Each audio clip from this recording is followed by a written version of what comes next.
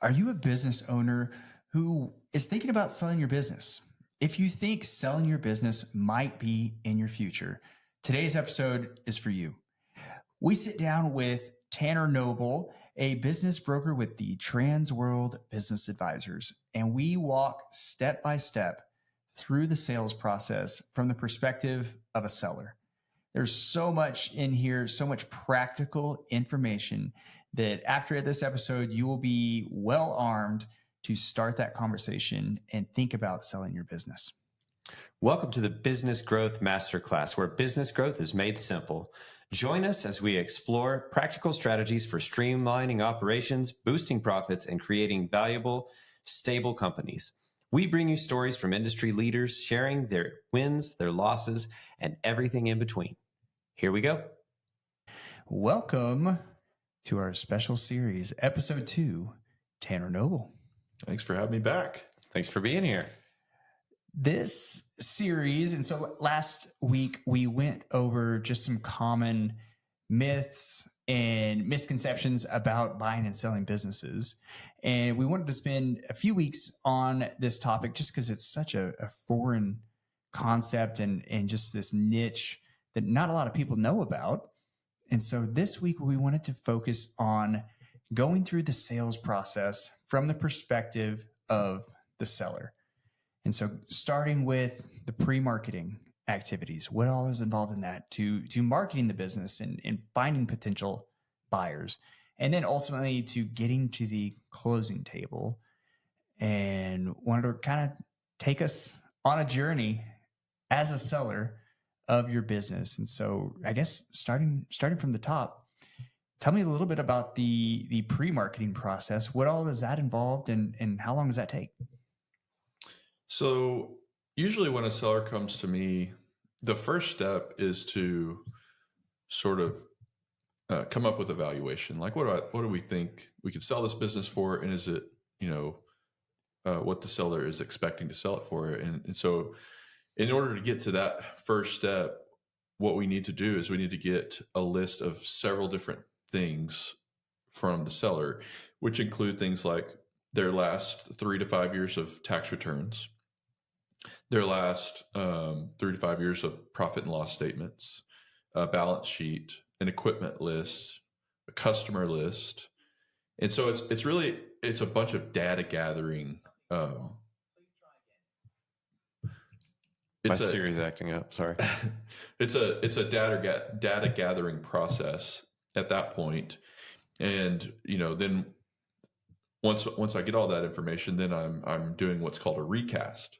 And so in the recast, I'm taking the financial information and I'm combing through it and I'm trying to find how do we get the bottom line up to the highest amount we can, because when in a typical business, part of the reason you own a business is because you are trying to limit your taxable burden. So you have an LLC, for instance, you're running expenses through there that lower your bottom line, lower your profit, so that you don't have to pay taxes on, a high number. Like, you want to get that number down as low as you can.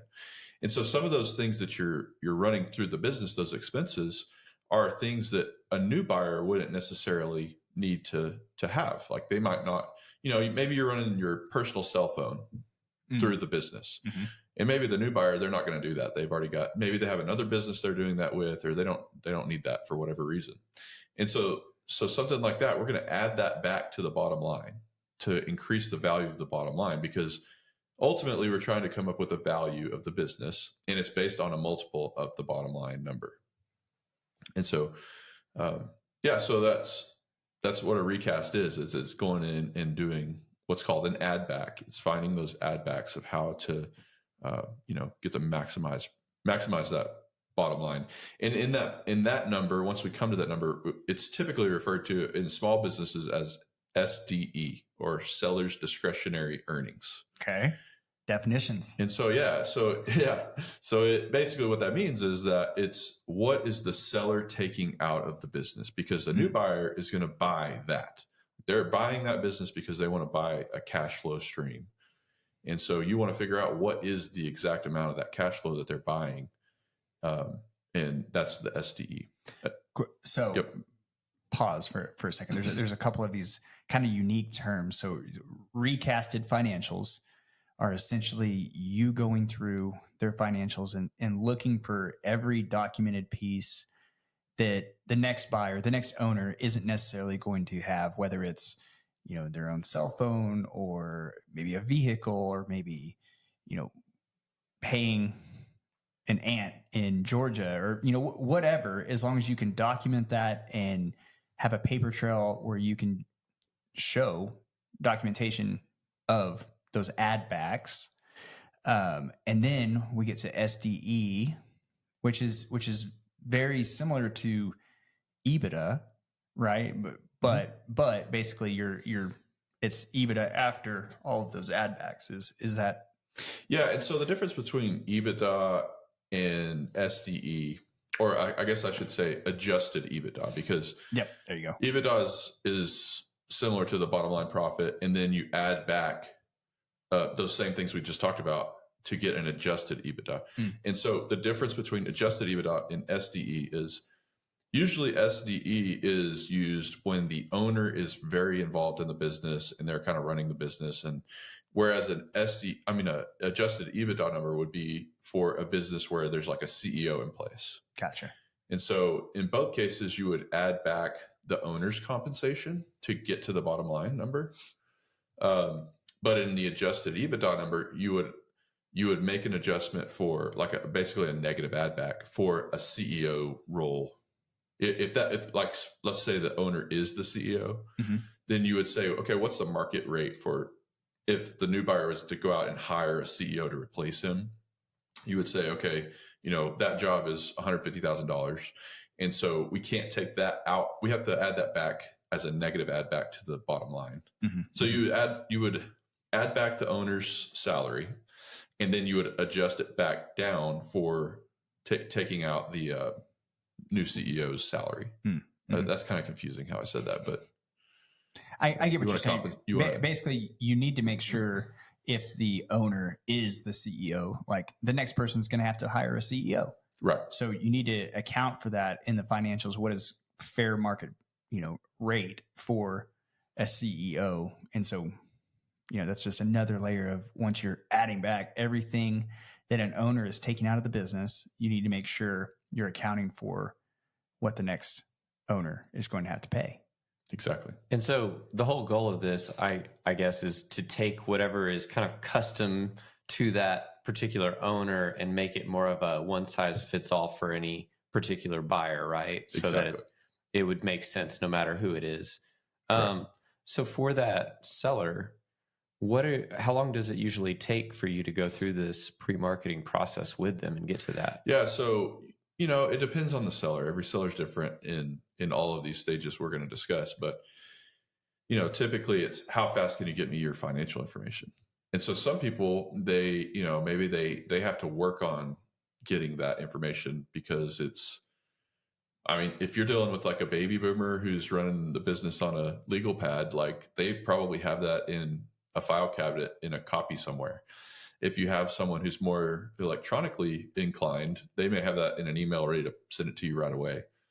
And so it takes anywhere from, I'd say 1 to 3 weeks to get all of that information back. It takes me about, a couple of days usually to do a recast. And that's with going back and forth, asking them questions. Because once I start digging in, there's inevitably lots of questions I will have. Like,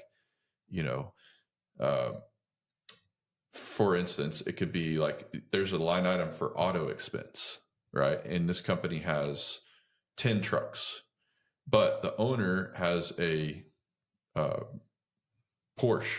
that he's running, that's on the company books. And that obviously, maybe it's not obvious, but in most businesses, that's not needed to run the business, right. know?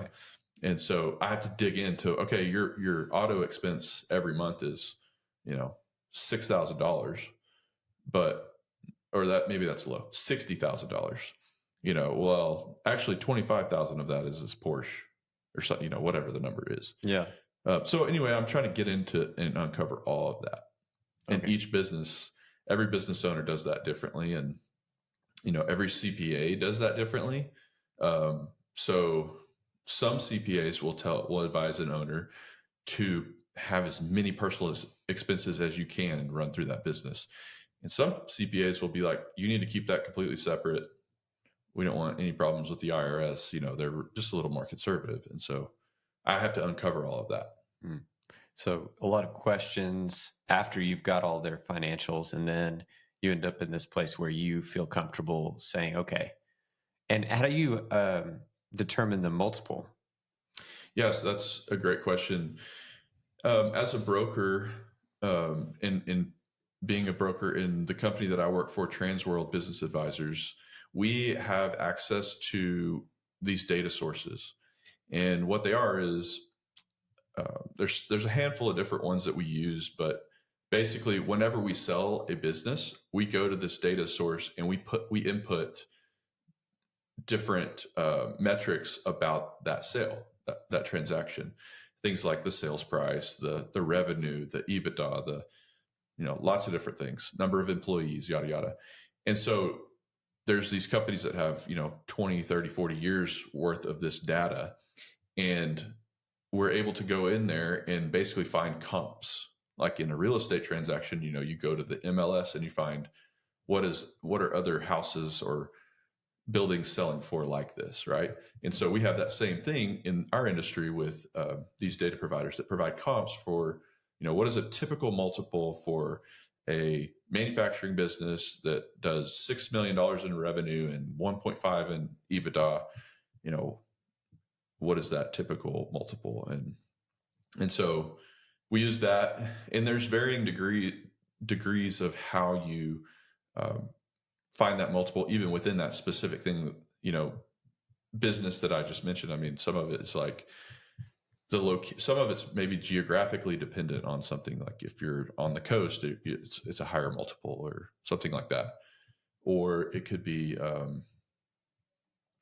what else? I don't know. There's lots of other things that could impact that multiple.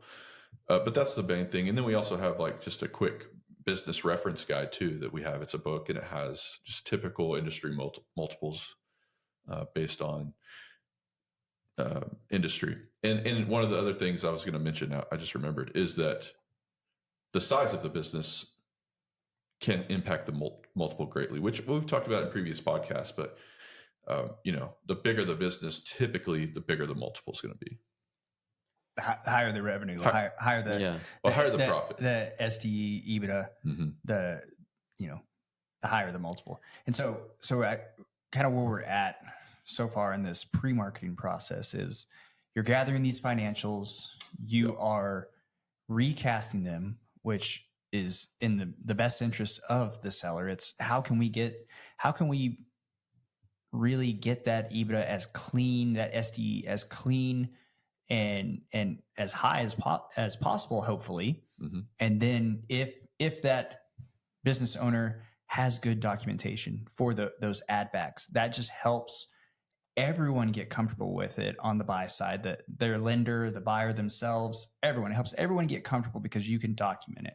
Mm-hmm. And so you're cleaning that, you're recasting those financials, you are going through comps and all the different attributes of the business, whether it's, a president's in place and standard operating procedures are in place and insurance is in place and all of these things that de-risk this business and can also increase the multiple. And so then you're doing this really, kind of formal valuation. And what's the next step after that? So then the next step is once we come to a value, we present it to the seller, and once everybody's on board with, this is what we think the business is worth, and the seller's comfortable with that, then we sign an agreement. We sign what we call a marketing agreement. Mm-hmm. And usually it just has, it has the standard things. It has a length, a term, how long are we going to list this business for on the market, and then what are we going to list it for, and then a handful of other items. Once we come to that agreement, then that triggers us to go start working on the marketing. Okay. So basically up until that point, once I've started working with a seller, we've spent anywhere from 2 to 3 weeks to maybe 2 months in trying to come up with the valuation, getting all the information together. And so after, once we come up with the valuation, we sign the marketing agreement, and we move to, now we need to create the marketing, which is the biggest part of that marketing is the CIM. It's a CIM, Okay. which stands for Confidential Information Memorandum. And basically what that is it's like a PowerPoint looking presentation that describes in detail a lot of different things about the business, the history of the business, it has a financial snapshot of the financials. It has, what are some strengths and weaknesses of the business? What are growth opportunities? Those kinds of things. And so that process right there, coming up with that CIM, will require getting more information from the seller, as you can imagine. And so we have, personally in our business, we have a seller questionnaire, and it has just a ton of questions that we're going to ask the seller. Our goal in that is to learn as much as we can about your business, because the more we know about it, the better we're able to market it and find a good buyer. And also we're trying to uncover things in that process too, that we don't want to come up later on down the road once a buyer's in the due diligence period, and it's going to blow up a deal because, oh, by the way, my wife takes a salary in this business too, and she actually works 70 hours in the business. It's like, oh gosh. Well, yeah, we got to account for that sooner. Yeah. We talk a lot about a white glove service in our brokerage, and filling out this questionnaire can be daunting, but I think we've done this enough that we can sit down. We can make this not daunting, where we can sit down with these owners, and maybe there's a handful of things that their accounting team needs to go gather, but we can sit down face to face and walk through this questionnaire, and in an hour or so get most of what we need. And so can you maybe talk about a little bit of like the white glove service in putting together this marketing package and the team behind the scenes that's doing that? Yeah. I mean, I would say that the way that we've kind of been trying to model this is after some of the experiences we've had in buying commercial real estate, right? So we've gone through these brokers in these bigger cities that have, like, I just pay attention to details so much. And so things like when we're walking around a property as a broker, as we're walking around your business and we're looking at the property, we're looking at, the inside of the business. Maybe you don't own the property, maybe you just lease, right? But maybe we're walking in and we're realizing that everything is just cluttered. Like, there is a lot, you've collected a lot of stuff over the years and it is cluttered. And we can make suggestions like, hey, you need to clean these things up. Like, we need to, when a buyer comes in here to look at this, we want it to be really looking good and presentable, and those kinds of things. So that's kind of similar to what we experienced in real estate. Other things are that we're just going to pay really good attention to the detail of sort of how we market the business. We're going to try to provide the buyer in the marketing with like as much information as we can for them to say, oh my gosh, I want to buy this business, right? And so those are things like, modeling out what does like a pro forma look like for the on the buyer side. Like, we're going to give a history of what the financials look like, but we might also, in some cases, we may say, look, this is the history of the financials, and if you do this, if you buy this business, here's what the pro forma could look like the next 2 or 3 years. We're gonna in some cases pre-qualify the business for an SBA loan.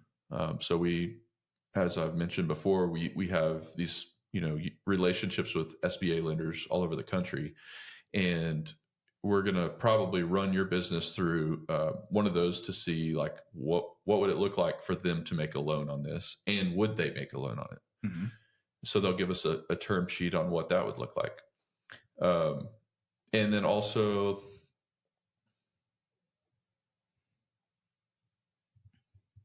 there's one more thing I was thinking of.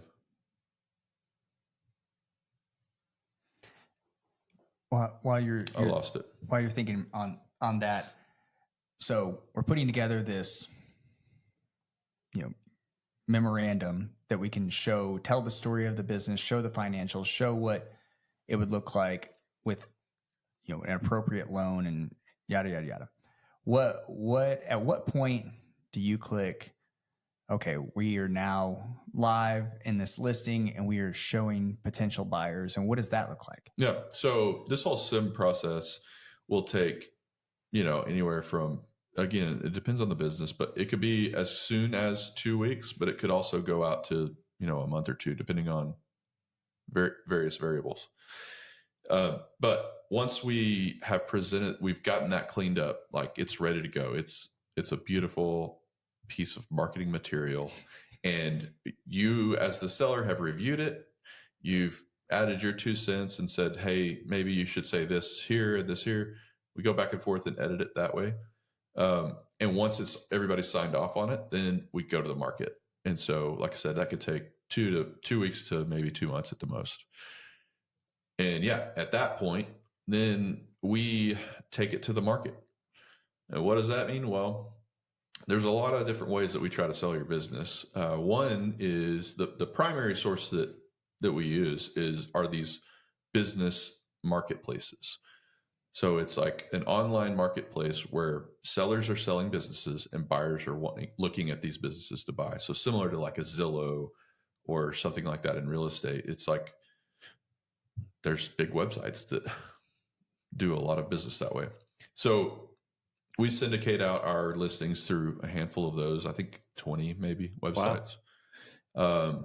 And then we also have our own database of buyers who have signed up that, hey, they want to buy a business. They've looked at our businesses in the past, another business, or they've bought businesses from us. And so we actually have a database. Transworld, the whole company has a database of about 400,000 buyers right now. Okay. Yeah, that's all around the globe. How do you, I mean, disclosure is a big, confidentiality is a big piece of this. How do you balance that with listing your business? I'm sure, most business owners don't want it shouted from the rooftops in their hometown that they're trying to sell their business or they're thinking about selling their business. So how do you manage confidentiality with 400,000 people? That's a great question. I'm glad you asked that, because that is a huge concern for every seller. They don't want their employees to know. They don't want their customers to know, their vendors, their family sometimes. So yeah, we take confidentiality very seriously. And the way that we market our businesses is that we don't say, well, first of all, if a buyer is interested in inquiring about a business we have listed, all they're going to see from the beginning is maybe a general location of where the business is.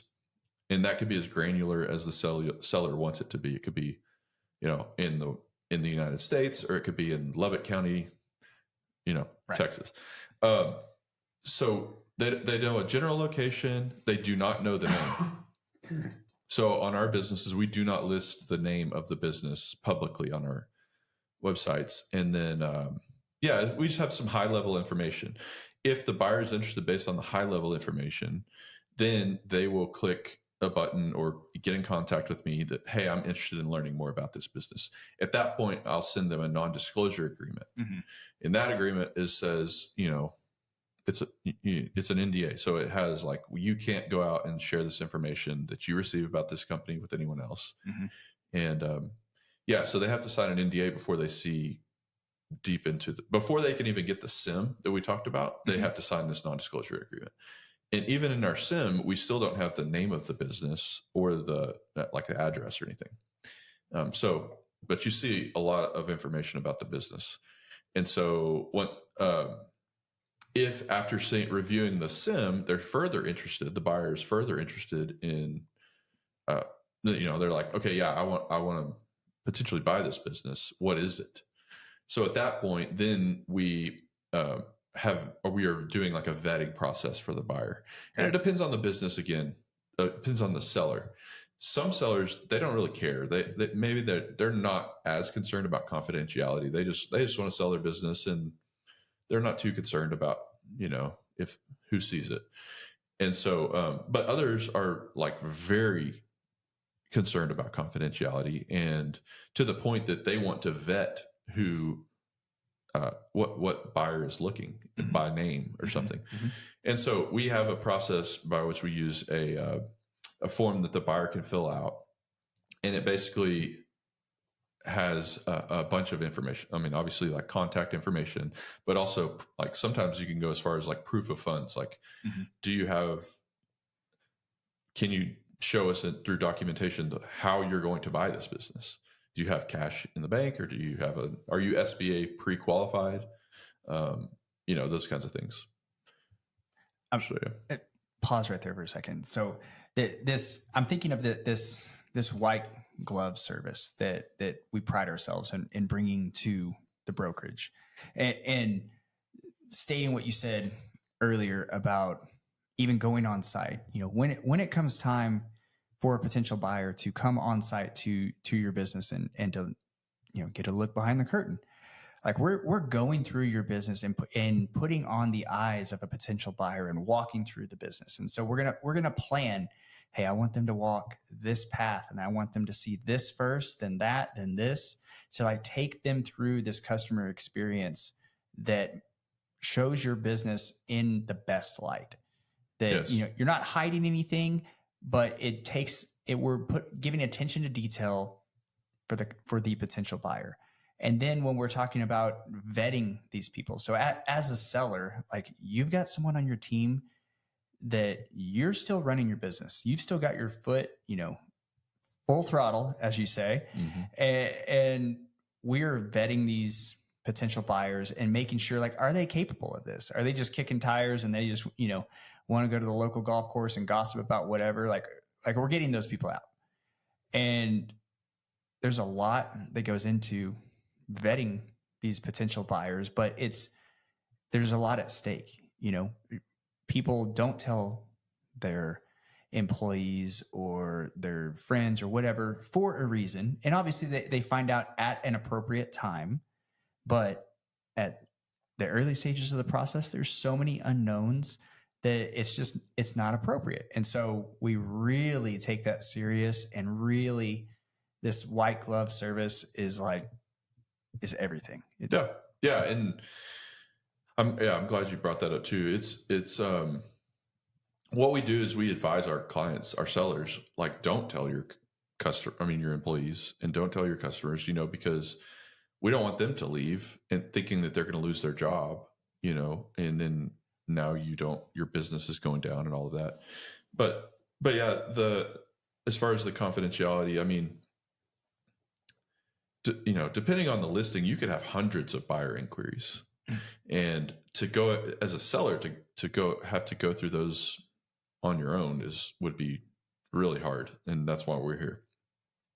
So, there's a lot of, we call them tire kickers, right? It's like someone who, I used to be I still am a tire kicker, I guess, but it's someone who, they see a business, they want to know about it and see if it's worth buying or not, but they never, for whatever reason, they never pull the trigger.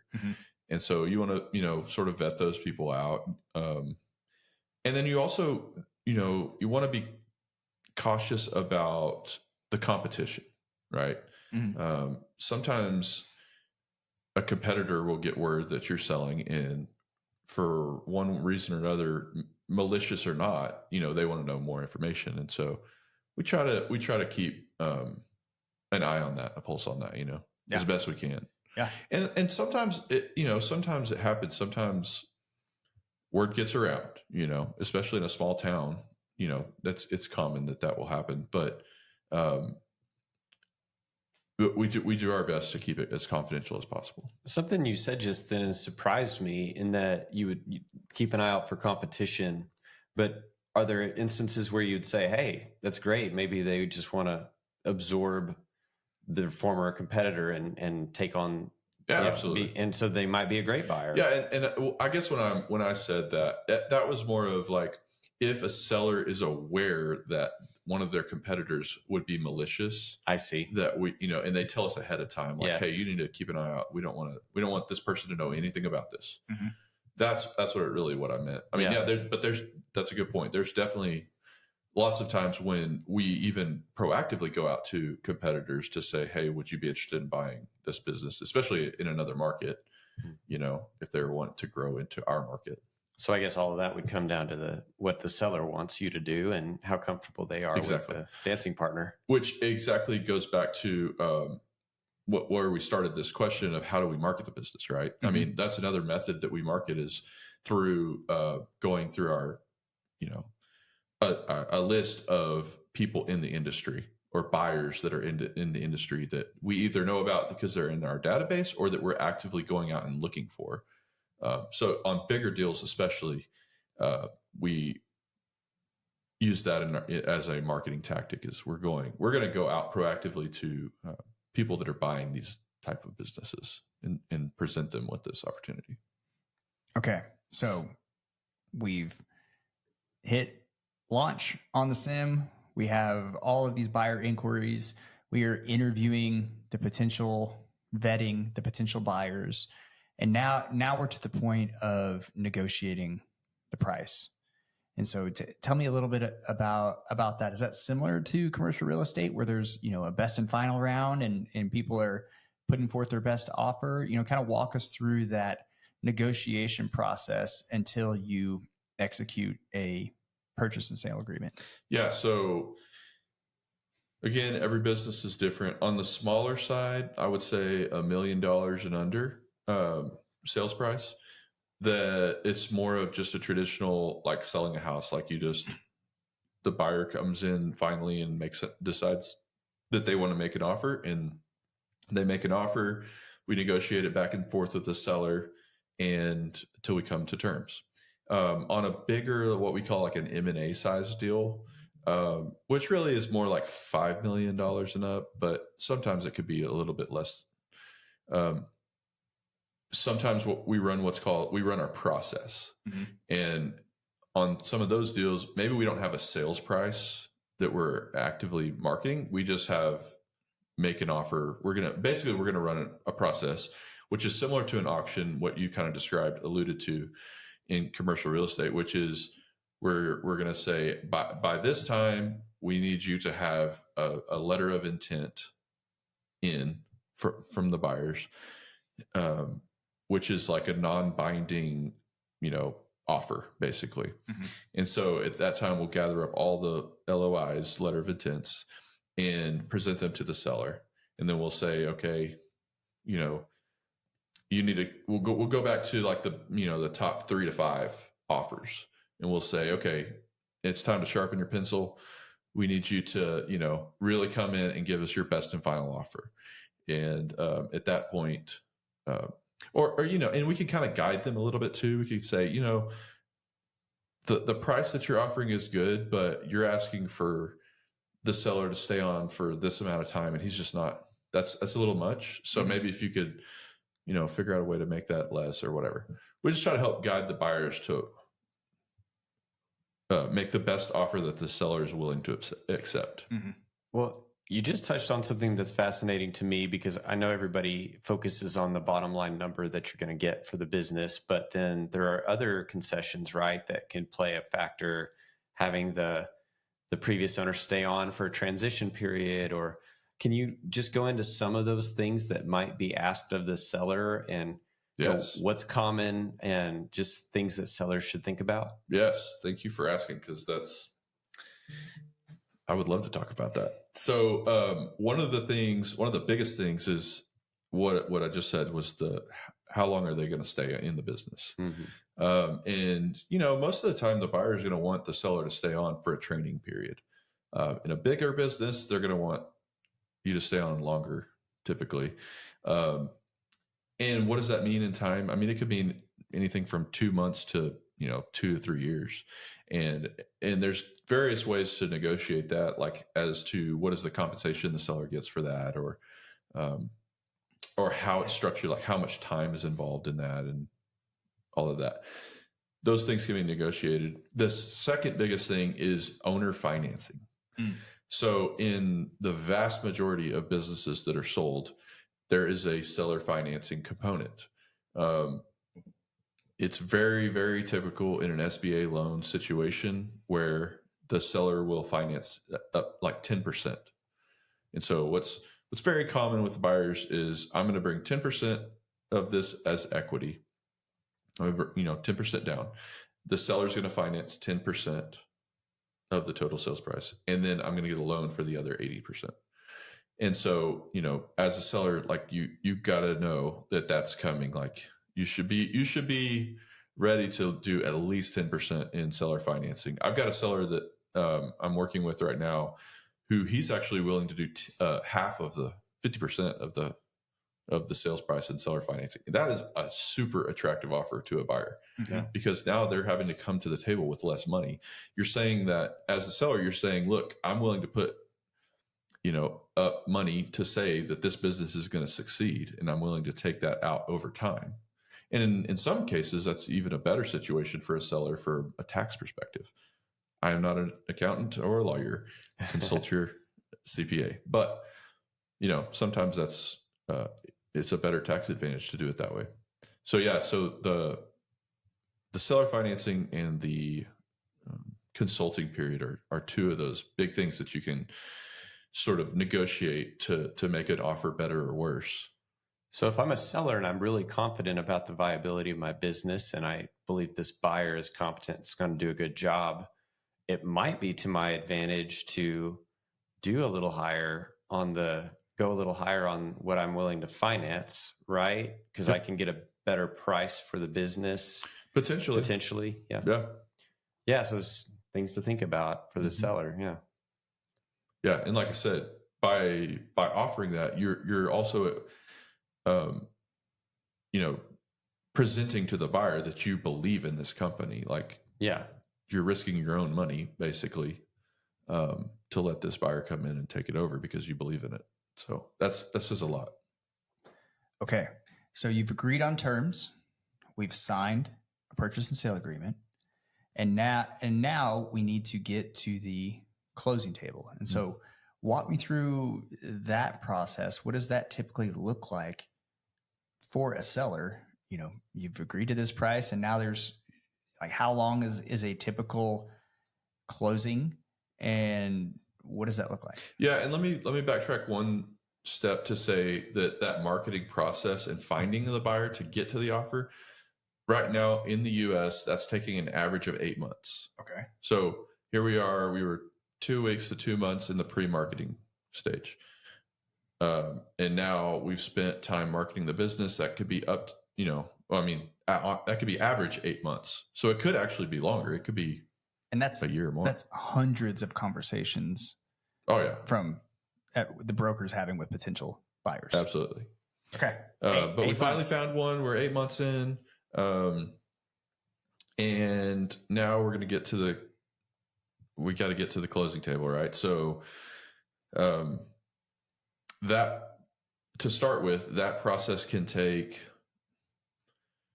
at the very minimum, it's going to take 30 days. And that's pushing it. I mean, it's hard to get something closed in 30 days right now. But at the minimum, it's 30 days. Probably more realistic is 60 to 90 days.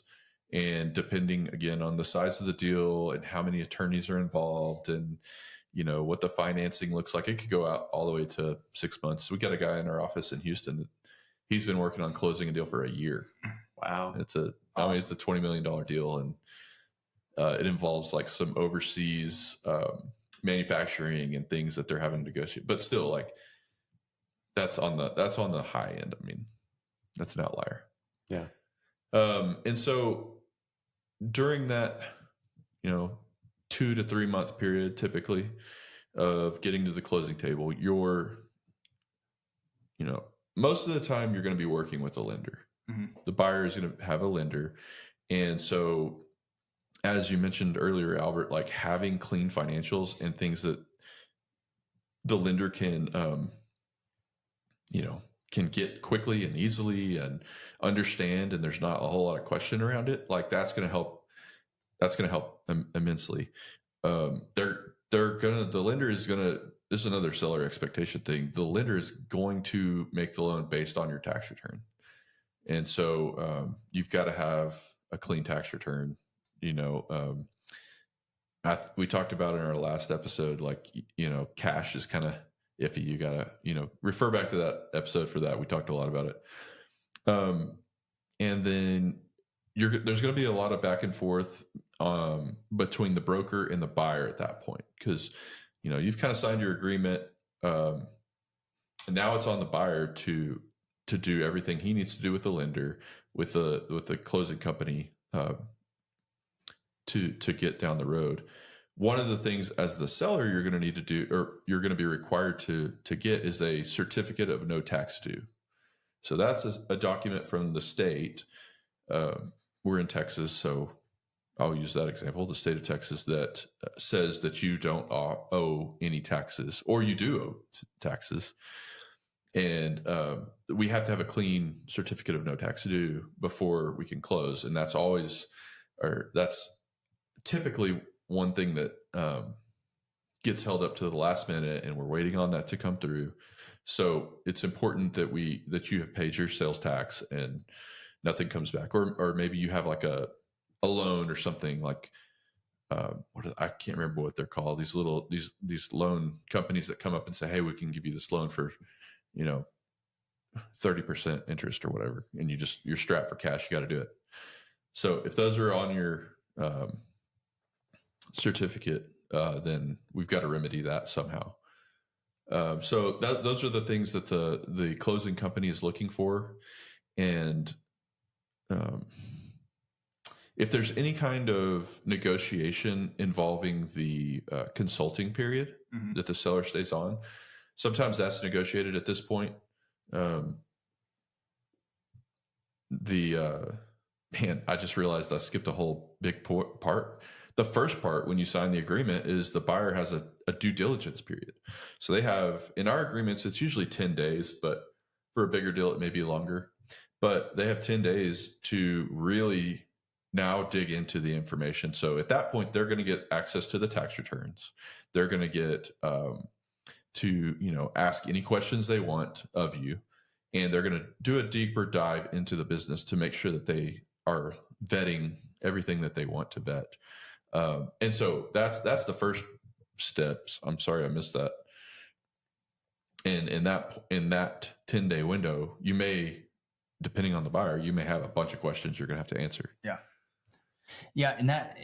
And you know, talk through the white glove service for the seller in that process. You know, how are you and your team walking the seller through that due diligence process? What are you doing to help quarterback through that? Yeah. So, I mean, the first thing is that, as I alluded to earlier, we have this seller questionnaire in an interview that we do in the beginning. And, you know, in large part, that's to alleviate a lot of the due diligence stuff. I mean, we're hoping to find out as much as we can during that, like I said before, so that we can answer those questions.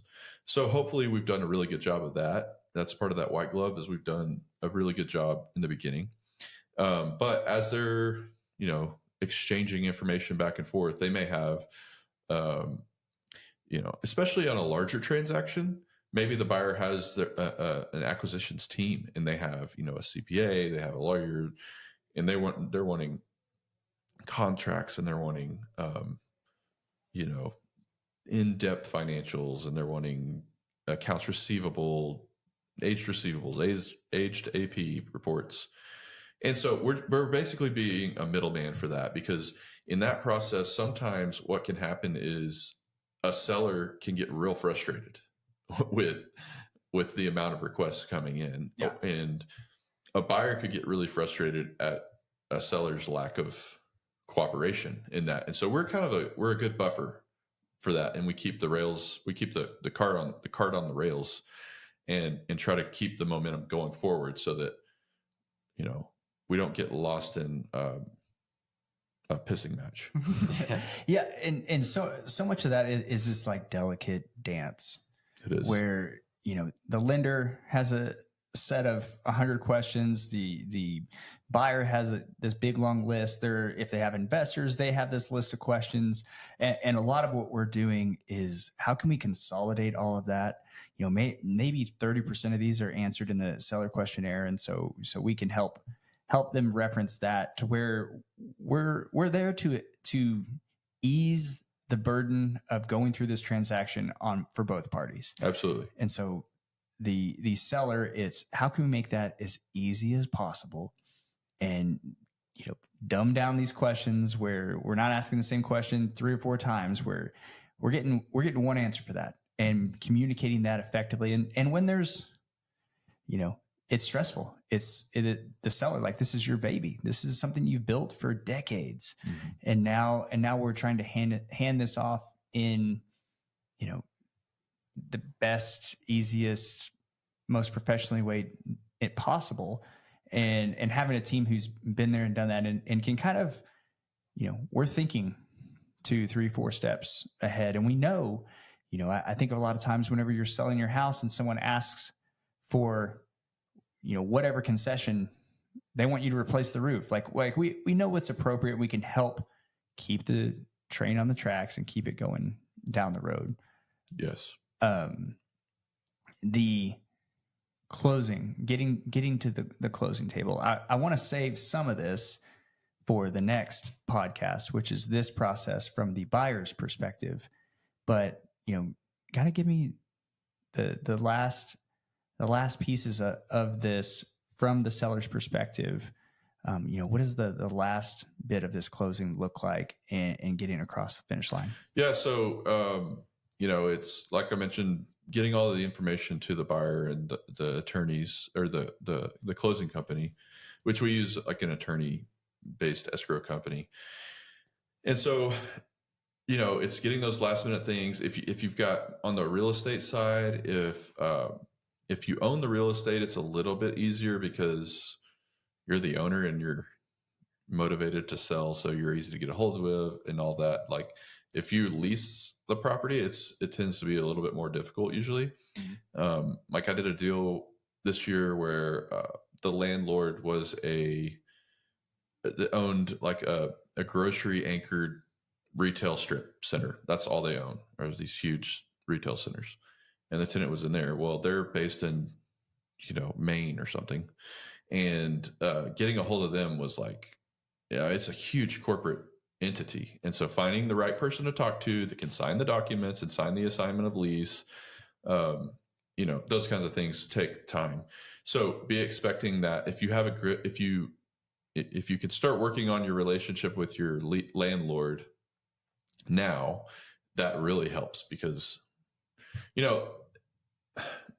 I would say working on your relationship, not working on telling them, hey, I'm going to sell, because sometimes telling them you're going to sell is not the greatest thing. Like, they don't want to hear that necessarily. And so that's why you have me, again, to have those conversations with the landlord, but you want to make sure that you're in good standing with them.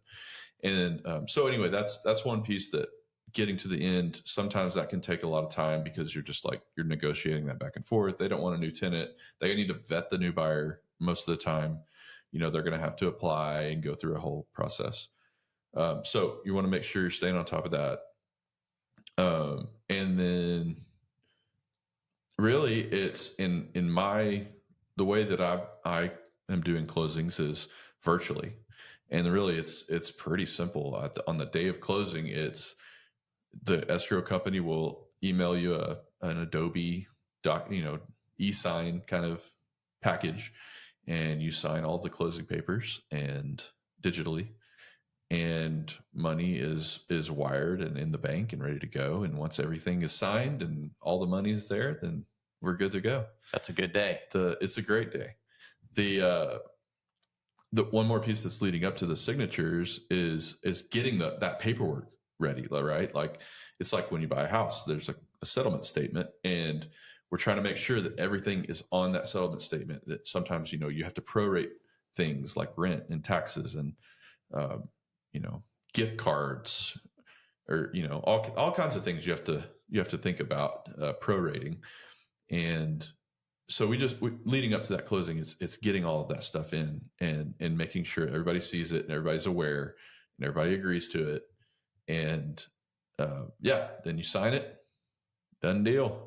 Pop the champagne. Pop the bubbly. Well, Tanner, I know you've already said this on some of our previous podcasts, but I think it's worth repeating. How can people find you and get in touch with you? Someone out there wants to sell their business. How are they going to get you?